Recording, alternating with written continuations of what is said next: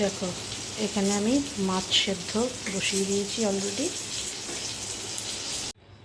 দেখো, মাছটা সেদ্ধ করে বাছা হয়ে গেছে, কাঁটাটা ভালো করে ছাড়িয়ে নিয়েছি। এবারে আমি পুরটা বানিয়ে নেব।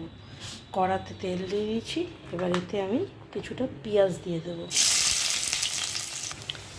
পেঁয়াজটা ভাজা ভাজা হয়ে এসছে, এবারে এর মধ্যে আমি আদা বাটা, রসুন বাটা, কাঁচা লঙ্কা বাটা আর একটা টমেটো বাটা দিয়ে দিচ্ছি।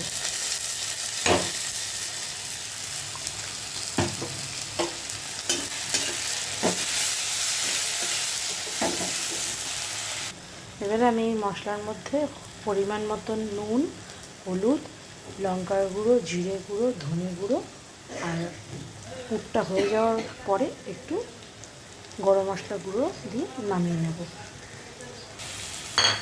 আমি মাছটা এবারে দিয়ে দিলাম। এবারে আমি এতে একটু আলু দিয়ে দেব। এবারে ভালো করে নেড়ে পুরটা তৈরি করে গরম মশলা ছড়িয়ে নামিয়ে নেব। দেখো, পুর রেডি হয়ে গেছে। এখানে বিস্কুটের গুঁড়ো নিয়েছি আর এখানে দুটো ডিম একটু নুন দিয়ে ফেটিয়ে নিয়েছি। চলো এবারে এগুলো ফিশ ফিঙ্গারগুলো গড়ে নিয়ে আসছি।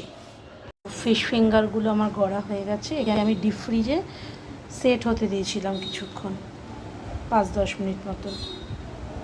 এখানে তেল গরম হচ্ছে, এবারে আমি এটা ফ্রাই করতে বসবো। এই দেখো, ফিশ ফ্রাইয়ের ফাইনাল লুক, ফিশ ফিঙ্গারের ফাইনাল লুক। কেমন হয়েছে জানিও, খুব ক্রিস্পি হয়েছে। দেখো।